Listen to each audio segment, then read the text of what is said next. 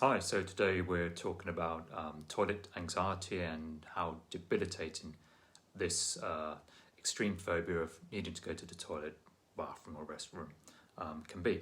So, if you can't go anywhere without worrying about needing the toilet, even just for small car trips or just going for a walk, then this video is for you. Now, perhaps you've been finding it's been on and off for years, disappearing for a while and then returning. Worse at some times, less so at others, and you might be using Imodium to help, but feel it's only masking the initial issue, and you want to feel you can travel on holiday or just go anywhere without the anxiety of thinking you're going to lose control and forever worrying about where the nearest toilet is. Well, look, you don't need to accept this condition. You can stop carrying the tissue paper and Imodium around with you. You can get your life back, and you can overcome these fears and live your life with freedom and confidence. So firstly, let's just discuss what toilet anxiety is. Well, toilet anxiety or toilet phobia is a term used to describe a number of issues related to using the toilet, restroom, bathroom, depending on where you are in the world, and I'll use these words or these terms interchangeably. It's a type of anxiety in which the sufferer may experience concerns and fears related to being able to being able to use a public toilet, or being too far away from a toilet, or having an accident in public, or a concern about other people being able to hear or see you use the toilet. It could also be about the cleanliness of the public restroom, or being confined in a small space. But today we're talking about the fear of being too far away from restroom toilet facilities when out and about, and not being able to access those facilities quickly and easily. And in some cases, this is now being referred to as toilet proximity anxiety disorder. Now, this condition is affecting many people across the world, although it's often kept a secret, and understandably so. Most people just have no idea about the extent to which toilet anxiety can impact one's life, nor how debilitating it can be. And all too often, it's thought of as something to be embarrassed about. But it's time to understand the impact of this condition so that it can be properly addressed. Because when left untreated, toilet anxiety causes significant distress. It leads to agoraphobic behaviour, depression, isolation, loneliness, and a host of other detrimental effects on your life. So this type of agoraphobic behaviour is very debilitating for the sufferer. They may not go out socially to things like restaurants or the movies, even though they know there are toilets there. They may not travel on public transport, even trains or coaches with toilets on board. Even meeting a friend for coffee can be too much, or just popping out to the store for groceries, and so on. Holding down a job can be difficult because of the travel involved. And in a lot of cases, if left untreated, people can become, almost prisoners in their own home. Now, this anxiety is heightened when there is only one toilet, and so they will worry that someone will be using it when they need to use it. So they may get very anxious at a party, for example, if a queue for the toilet develops.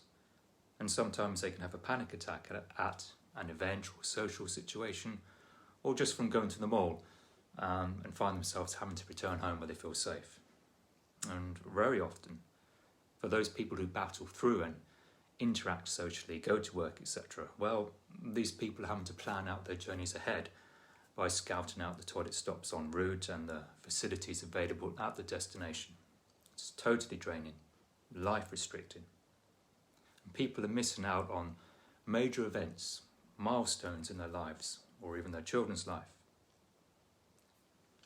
Now, it's interesting because even though the sufferer may never have actually had the experience of having an accident in public, this does nothing to lessen the fear.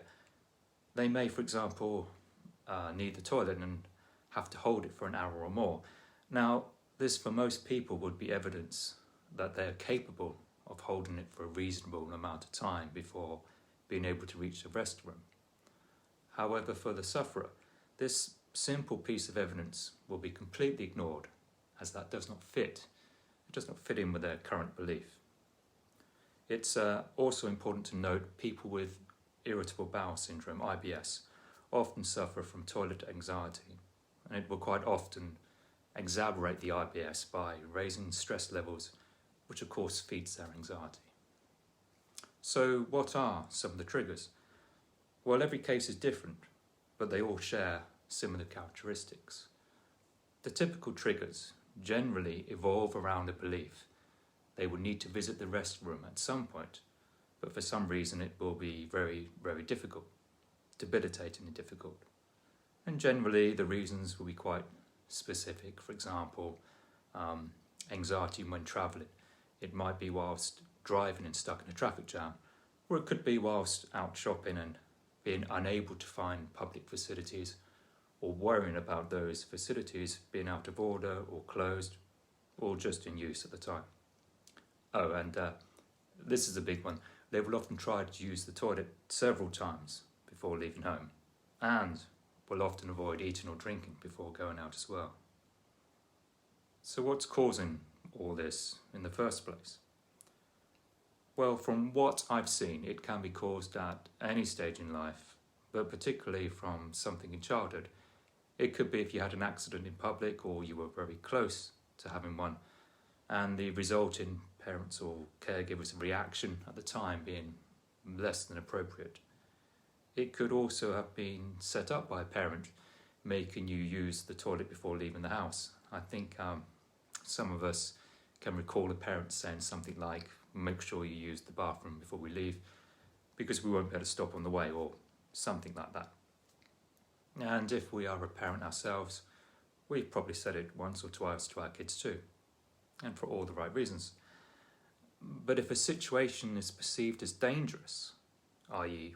what happens if I need the toilet and don't make it, well, it's this perception and future prediction that can generate the feelings of anxiety. And although it might start with a silly thought or incident, the beliefs and perceptions can grow and increase as time passes. And what was once just a silly thought can become a deep-seated belief that you will have an accident in public. And this is creating a strong sense of danger, the danger of embarrassment. But it doesn't have to start in childhood. It might be an incident that takes place as an adult that plants a seed, and the beliefs grow in the same way. And it can of course be a learned behaviour. For example, learned from another person close to you, normally a parental figure or an older sibling. So just how to deal with this condition? Well, this anxiety can only exist if you believe, or you have the fear, that you can't make it to the toilet in time. And for most people, they believe they can hold it until they've reached the restroom. So essentially it's a confidence issue. Confidence in your body to be able to handle normal biological functions appropriately when the situation arises, without thinking about it. But people are using medication to cope. They're planning their journeys using Google Maps to find restroom stops along the way. They're carrying wet wipes, tissues, spare underwear, disposable underwear, even wearing nappies, diapers. But none of this is of course solving the problem. So in closing, if this toilet anxiety is debilitating your life, or the life of someone you care for, I hope you overcome this fear and start living your life with freedom and confidence again. And I say again because you weren't always like this. You can get your life back, and I can help. So follow for more video content on this subject, and do please leave any comments or questions below. I look forward to reading them. Thanks for watching.